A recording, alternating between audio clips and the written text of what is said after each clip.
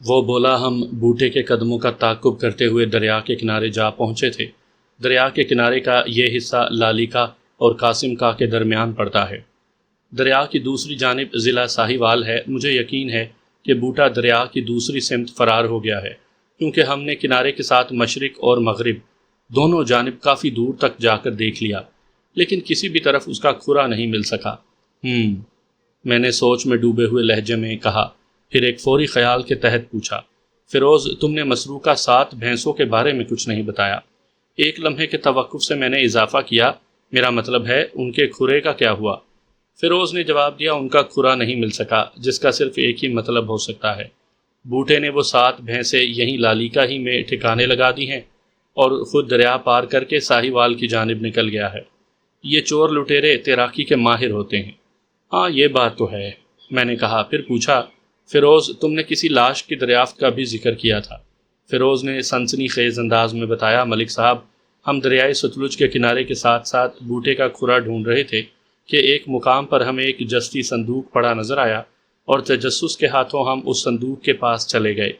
اس کی بات مکمل ہونے سے پہلے ہی میں بول اٹھا، جستی صندوق سے تمہاری مراد جستی ٹرنک ہے؟ فیروز کے انکشاف نے مجھے بے چین کر دیا تھا۔ جستی ٹرنک کا ذکر کسی بھی طور نظر انداز کرنے کے قابل نہیں تھا۔ میرے سوال کے جواب میں فیروز نے بتایا، ملک صاحب آپ بالکل ٹھیک کہہ رہے ہیں، میں غلطی سے جستی صندوق کہہ بیٹھا ہوں۔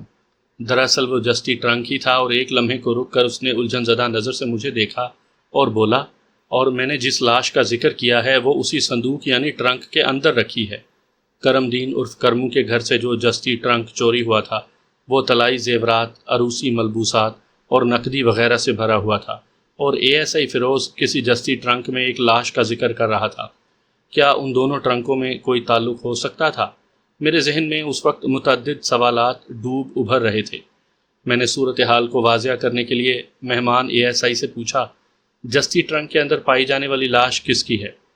وہ نفی میں گردن ہلاتے ہوئے بولا، میں نہیں جانتا ملک صاحب، میرے لیے وہ شخص اجنبی ہے، میں نے اپنی اب تک کی زندگی میں اسے پہلے کبھی نہیں دیکھا۔ تم نے ٹرنک کو خود کھولا تھا یا وہ پہلے سے کھلا ہوا تھا؟ میں نے پوچھا۔ فیروز نے جواب دیا، ٹرنک تو میں نے ہی کھولا تھا، مگر کیا؟ میں نے اس کا جملہ مکمل ہونے سے پہلے ہی کہا۔ وہ بولا، مگر یہ جناب کہ ٹرنک تو بند تھا لیکن اس کا تالا ٹوٹا ہوا تھا، وہ ٹوٹا ہوا تالا ٹرنک کی کنڈی میں جھول رہا تھا۔ میں نے اندرونی تجسس کے ہاتھوں ٹرنک کا ڈھکنا اٹھا کر دیکھا تو میرے اوسان خطا ہو گئے۔ اندر ایک نوجوان کی لاش رکھی تھی۔ کیا تمہیں یقین ہے کہ وہ شخص مر چکا تھا؟ 100% یقین ہے جناب۔ اس کا مطلب ہے تمہارا مشاہدہ بڑا گہرا ہے، میں نے خیال انگیز لہجے میں کہا۔ وہ بولا، جناب میں اپنی تعریف تو نہیں کروں گا، مگر یہ حقیقت ہے کہ میرا مشاہدہ اور یادداشت بہت مضبوط ہیں، لیکن اس نوجوان کو دیکھ کر تو کوئی بھی کہہ سکتا ہے کہ وہ اب اس دنیا میں موجود نہیں۔ کیوں، اس نوجوان کے ساتھ ایسی کیا بات ہے؟ میں نے پوچھا۔ اس نے بتایا، اس کے سینے میں ایک خنجر دستے تک پیوست ہے۔ میں گہری سوچ میں ڈوب گیا۔ گویا اس نامعلوم نوجوان کے سینے میں خنجر گھونپ کر اسے حوالہ موت کیا گیا ہے۔ بالکل یہی بات نظر آتی ہے ملک صاحب، اس نے تائید کی۔ میرا ذہن اس وقت بڑی تیز رفتاری سے کام کر رہا تھا۔ مختلف واقعات ایک دوسرے کے قریب آ رہے تھے۔ کرم دین کے گھر سے قیمتی ساز و سامان والا ٹرنک چوری ہوا تھا۔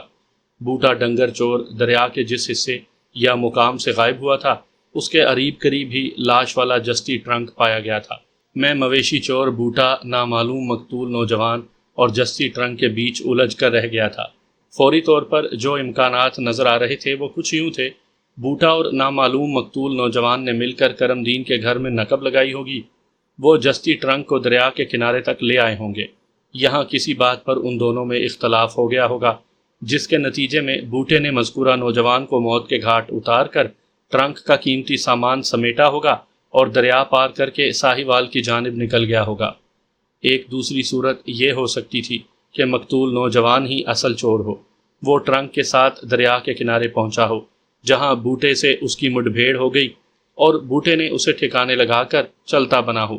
صورت کوئی بھی رہی ہو، لیکن ایک بات طے تھی، اور وہ یہ کہ نامعلوم نوجوان کو ٹرنک کی قیمتی اشیاء ہی کی وجہ سے قتل کیا گیا ہوگا۔ یہ وہ اندازے تھے جو میں نے قائم کیے تھے، ان میں کچھ اندازے غلط بھی ثابت ہو سکتے تھے۔ مثلاً میرے اندازوں کی بنیاد اس بات پر تھی کہ جس جستی ٹرنک میں نامعلوم نوجوان کی لاش پائی گئی تھی وہ وہی ٹرنک تھا جو کرم دین کے گھر سے چوری ہوا ہو۔ اگر ایسا نہیں تھا تو عین ممکن تھا کہ ایک بالکل مختلف کہانی سامنے آتی۔ میں نے ایک فوری خیال کے تحت ASI کامی شاہ سے کہا، تم کسی مستعد کانسٹیبل کو بھیج کر کرم دین کو تھانے بلوا لو، ہم اسے ساتھ لے کر دریا کی جانب جائیں گے۔ جسٹی ٹرنک کی شناخت اس کے سوا اور کوئی نہیں کر سکتا۔ کامی شاہ میرے حکم کی تعمیل کے لیے کمرے سے نکل گیا۔ تھوڑی دیر بعد آ کر اس نے بتایا، میں نے کانسٹیبل فقیر احمد کو کرمو چاچا کے گھر کی طرف روانہ کر دیا۔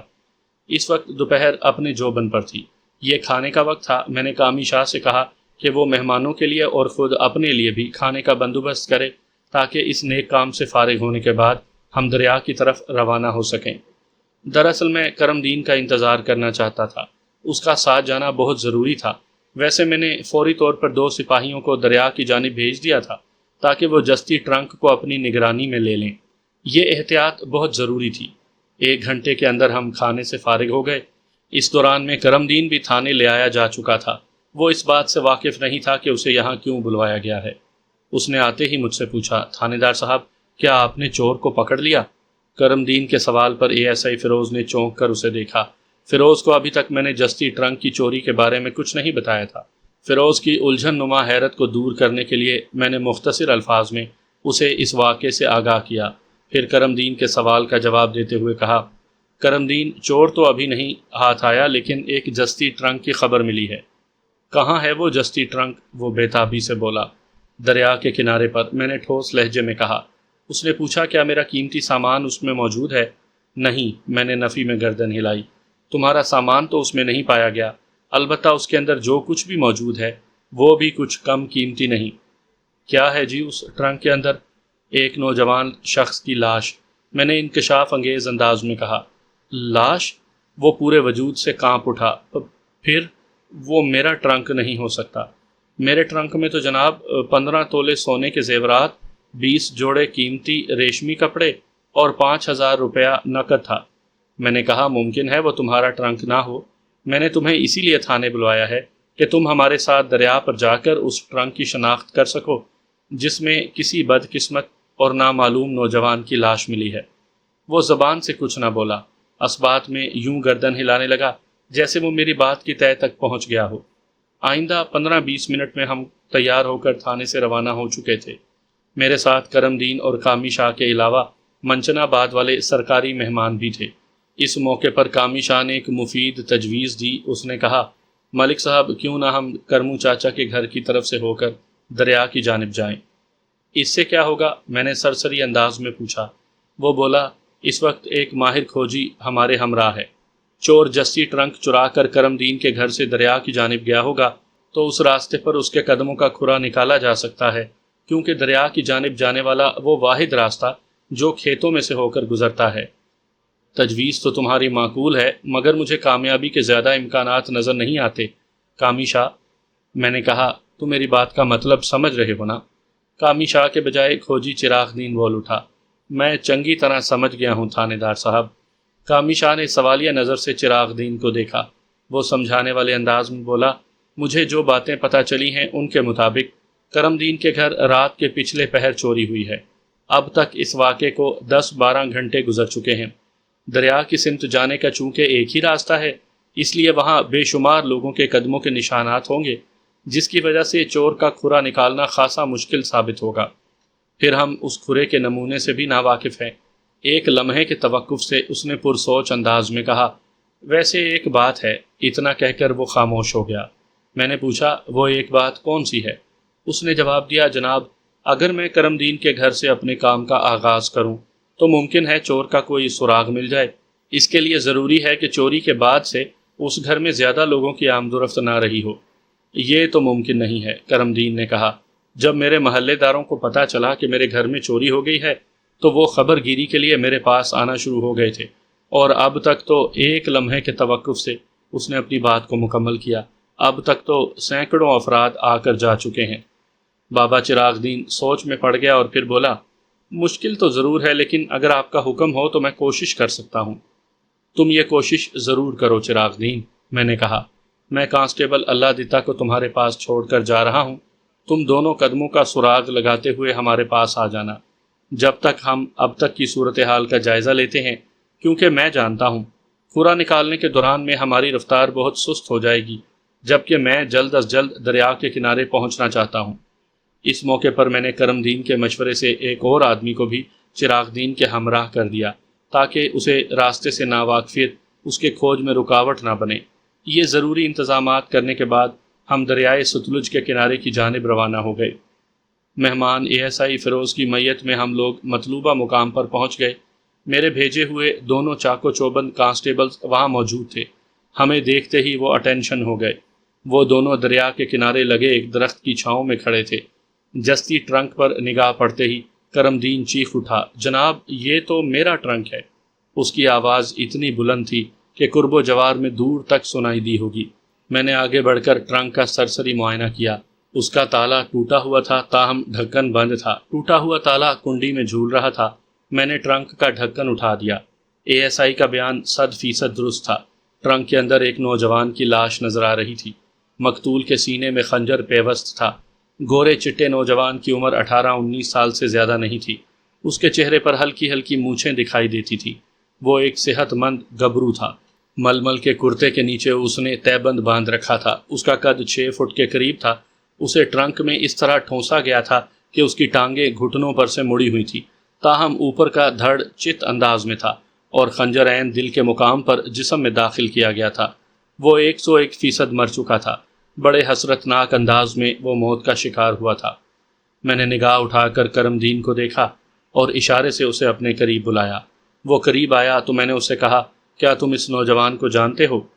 وہ تھوڑی دیر تک بغور نوجوان کی لاش کا جائزہ لیتا رہا، پھر نفی میں گردن ہلاتے ہوئے بولا، نہیں سرکار، میں اسے نہیں جانتا۔ میں سوچ میں پڑ گیا۔ کرم دین نے پوچھا، تھانے دار صاحب یہ کس کی لاش ہے اور اس ٹرنک کا سامان کہاں گیا؟ میں بھی یہی جاننے کی کوشش کر رہا ہوں کرم دین، میں نے جواب دیا۔ کامی شاہ نے کرم دین سے سوال کیا، کیا تمہیں یقین ہے کہ یہ تمہارا ہی ٹرنک ہے؟ میں قسم کھانے کو تیار ہوں جناب، وہ اپنی بات پر زور دیتے ہوئے بولا، یہ بالکل وہی ٹرنک ہے جس میں نے نگوں کے داج کا سامان جمع کیا تھا۔ صورتحال عجیب و غریب ہو گئی تھی۔ وہ جستی ٹرنک 2x4 فٹ کا تھا۔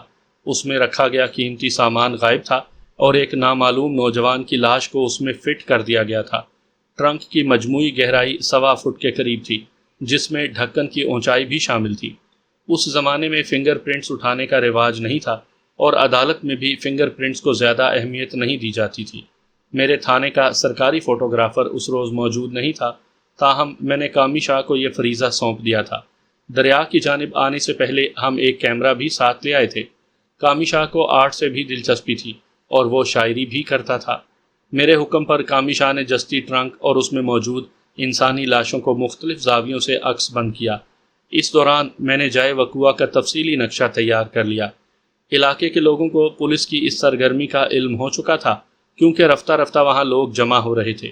جب کھوجی بابا چراغ دین اپنی تحقیق کرتے ہوئے جائے وقوع پر پہنچا تو وہاں تقریباً 3 درجن افراد اکٹھا ہو چکے تھے۔ اس کے علاوہ درجن بھر افراد کھوجی کے ساتھ بھی وہاں چلے آئے تھے۔ میں نے چراغ دین کو مخاطب کرتے ہوئے پوچھا، کیا رپورٹ ہے چاچا؟ رپورٹ اچھی ہے، وہ سنجیدہ لہجے میں بولا، مگر بہت زیادہ بھی اچھی نہیں۔ ذرا کھل کر بتاؤ چراغ دین، میں نے کہا، بجارتے کیوں ڈالتے ہو؟ وہ کانوں کو ہاتھ لگاتے ہوئے بولا، جناب میری کیا مجال جو بجارتیں ڈالوں؟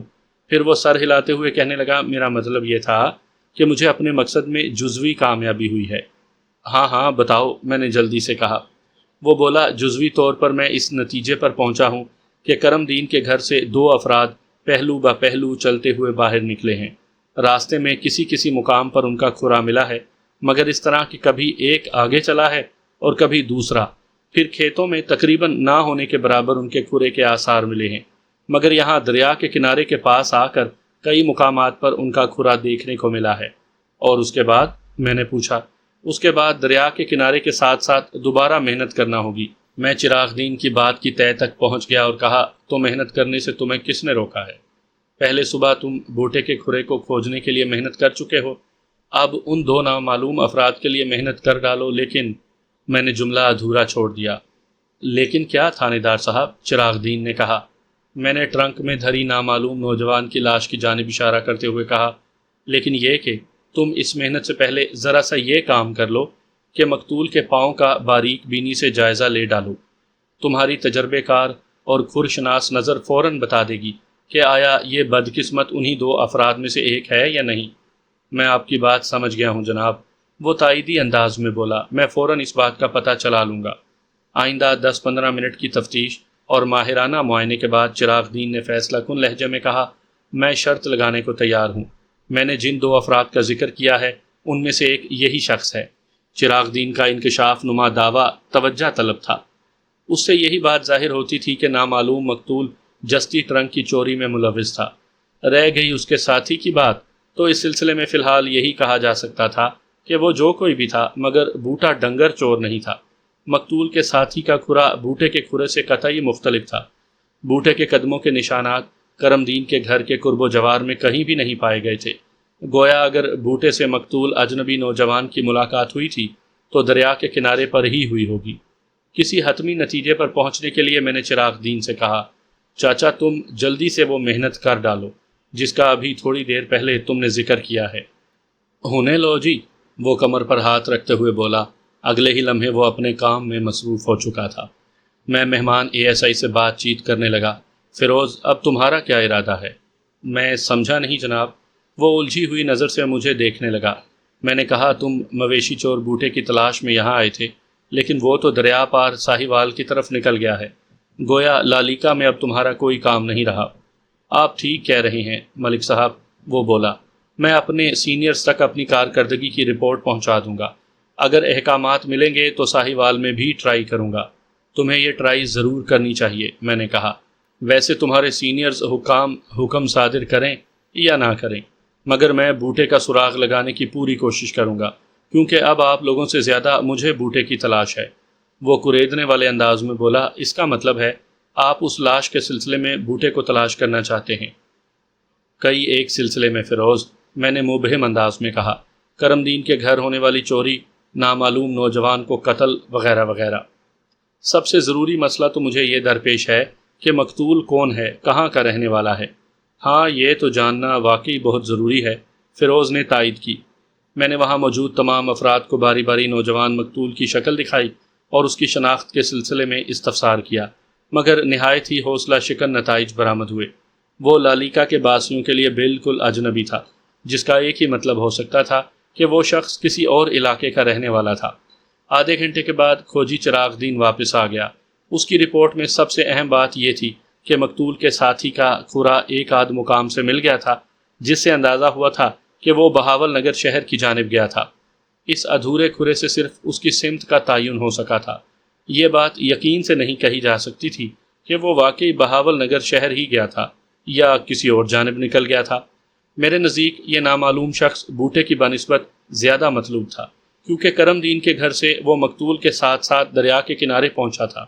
اس بات کے امکانات بہت قوی تھے کہ اسی مطلوبہ شخص نے ٹرنک میں موجودہ نوجوان کو موت کے گھاٹ اتارا ہوگا۔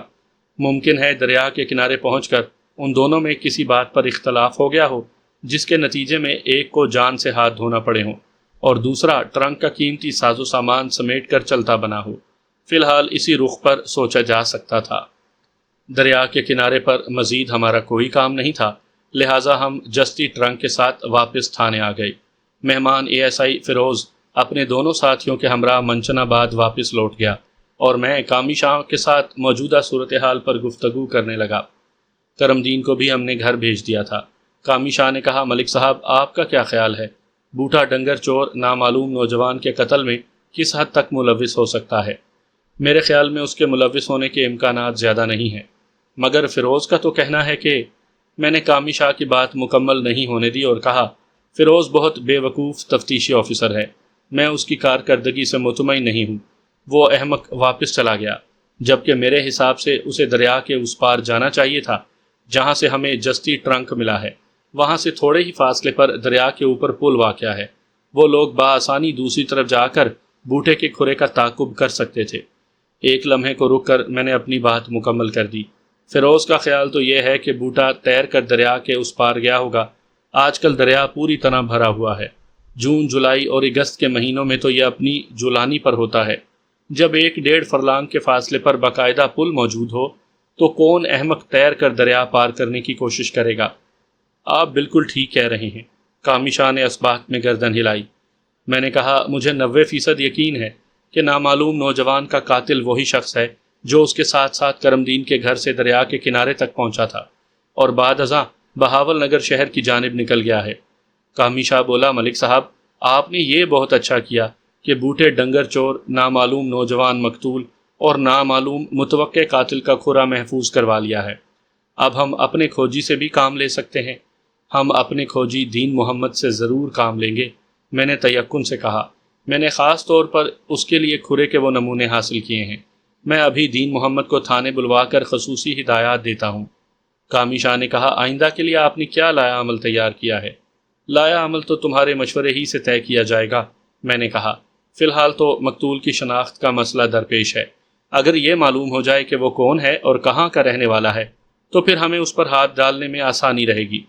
کامی شاہ نے کہا، میں سمجھتا ہوں اگر مقتول کا ساتھی ہمارے قابو میں آ جائے تو نہ صرف یہ کہ مقتول کی شناخت کا مسئلہ حل ہو جائے گا بلکہ کرم دین کے گھر ہونے والی چوری کا راز بھی کھل جائے گا اور مال مسروقہ تک پہنچنے میں بھی ہمارے لیے بہت آسانیاں پیدا ہو جائیں گی۔ میں نے کہا، کامی شاہ، میری ایک بات ذہن نشین کر لو، جب تک مقتول کی شناخت نہیں ہوگی ہم متوقع قاتل تک نہیں پہنچ پائیں گے۔ وہ اس بات میں سر ہلاتے ہوئے بولا، آپ کی بات دل میں اتر رہی ہے۔ لالیکا میں ہم نے جس شخص سے بھی مقتول کے بارے میں استفسار کیا ہے اس نے اپنی لا علمی کا ہی اظہار کیا ہے، جس سے یہ بات بڑی حد تک واضح ہو گئی ہے کہ وہ شخص لالیکا کا رہنے والا نہیں ہے۔ مقتول کی شناخت کے لیے تمہاری فوٹوگرافی کام آئے گی کامی شاہ۔ میں نے پھر پوچھا، تم کب تک یہ تصویریں تیار کر لو گے؟ وہ سینے پر ہاتھ مارتا ہوا بولا، ملک صاحب، میں اگرچہ پیشہ ور فوٹوگرافر نہیں ہوں لیکن میں آپ کو یقین دلاتا ہوں کہ کل صبح آپ کی آمد سے قبل اس فوٹوگرافی کا مثبت نتیجہ آپ کی میز پر رکھا نظر آئے گا۔ ویری گڈ، میں نے سراہنے والے انداز میں کہا۔ کامی شاہ کا سینہ فخر سے پھول گیا۔ میں نے اپنے ساتھ کام کرنے والوں کا ہمیشہ خیال رکھا ہے اور کام کے آدمی کی تو میں بہت قدر کرتا ہوں۔ کامی شاہ کا باپ بذات خود پولیس ڈپارٹمنٹ سے وابستہ رہا تھا، اس لیے بھی کامی شاہ میں بہت سی خوبیاں دیکھنے کو ملتی تھی۔ اس کی مثبت اور مفید تربیت میں اس کے باپ کا نمایاں ہاتھ تھا۔ میں اہم نوعیت کے کیسز میں کامی شاہ کو اپنے ساتھ رکھنا پسند کرتا تھا۔ دوسروں کی نسبت وہ آسانی سے میری بات سمجھ جاتا تھا، گویا ہمارے درمیان خصوصی انڈرسٹینڈنگ تھی۔ میں نے اسی روز کھوجی دین محمد کو اس کا کام سمجھا دیا اور اس کے ساتھ ہی نامعلوم مقتول نوجوان کی لاش کو پوسٹ مارٹم کے لیے ضلعی ہسپتال بھجوا دیا گیا۔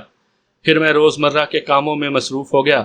دوسری صبح وعدے اور دعوے کے مطابق کامی شاہ نے اپنا کام کر دکھایا۔ میں حسب معمول تیار ہو کر تھانے پہنچا تو تصویروں والا خاکی لفافہ میری میز پر رکھا ہوا تھا۔ میں نے لفافہ کھول کر دیکھا، اس میں پوسٹ کارڈ سائز کی 8 تصاویر موجود تھیں جو مختلف زاویوں سے کھینچی گئی تھیں، مگر ان میں سے صرف 4 ایسی تھیں جن میں مقتول کا چہرہ واضح طور پر نظر آ رہا تھا۔ شناخت کے مقصد کو یہی 4 تصویریں پورا کر سکتی تھیں۔ میں نے ان تصاویر کے مزید پرنٹس تیار کروائے اور لالیکا کے آس پاس پائے جانے والے گاؤں اور قصبات میں بھجوا دیے تاکہ مقتول کی شناخت کا مسئلہ حل ہو سکے۔ ان علاقوں میں قاسم کا، چک سرکار، چک عبداللہ، دولت پور، تخت محل، نجیب آباد، ملک پورہ اور ٹوبہ بلوچاں شامل تھے۔ دوسرے روز کھوجی دین محمد میرے پاس رپورٹ پیش کرنے آیا تو اس کا منہ اترا ہوا تھا۔ دین محمد کی یہ حالت میرے لیے غیر متوقع نہیں تھی۔ گزشتہ روز شام سے پہلے بارش شروع ہو گئی تھی اور رات میں بھی وقفے وقفے سے میंہ برستا رہا تھا، جس کی وجہ سے دین محمد کے کام کا سوا ستیہ ناس ہو گیا تھا۔ وہ شکست آمیز آواز میں بولا، ملک صاحب، ساری محنت کھو کھاتے گئی، لگتا ہے میرا ستارہ گردش میں ہے۔ تمام ستارے ہر وقت گردش میں رہتے ہیں دین محمد، میں نے اس کی آنکھوں میں دیکھتے ہوئے کہا۔ ان کے لیے حکم خداوندی یہی ہے، اس لیے ستاروں کی گردش سے اپنی کامیابیوں اور ناکامیوں کو منسوب نہیں کرنا چاہیے۔ وہ ٹوٹے ہوئے لہجے میں بولا، ملک صاحب، میں نے کل دوپہر تک جو کام کیا تھا وہ بھی ضائع ہو گیا اور آئندہ کے لیے تو بالکل بھی امید نہیں رہی۔ بارش نے اگلے پچھلے سارے کھرے مٹا دیے ہیں۔ مایوسی گناہ ہے دین محمد، میں نے ڈانٹ آمیز انداز میں کہا۔ قدرت کی طرف سے اگر ایک راستہ بند ہوتا ہے تو اس سے کہیں زیادہ بہتر راستہ کھل جاتا ہے۔ انسان کو باعمل ہونا چاہیے۔ وہ تم نے سنا نہیں، عمل سے زندگی بنتی ہے، جنت بھی جہنم بھی۔ جی ہاں، سنا ہے، وہ بیچ میں بول پڑا۔ سنا ہے تو اچھی بات ہے، میں نے قطع کلامی کا برا منائے بغیر کہا، اور اگر نہیں سنا تو کان کھول کر سن لو۔ قدرت کسی بھی شخص کی محنت کو رائیگاں نہیں جانے دیتی، محنت ضرور پھلتی ہے۔ اگر گزشتہ روز کی بارش نے کھرے کے سلسلے میں ہمیں مایوس کیا ہے تو انشاءاللہ مطلوبہ لوگوں تک پہنچنے کے لیے ہمیں کوئی دوسرا وسیلہ حاصل ہو جائے گا۔ ہماری محنت ضرور رنگ لائے گی دین محمد، تم دیکھ لینا۔ میں محنت کے نتائج پر کامل یقین رکھتا ہوں۔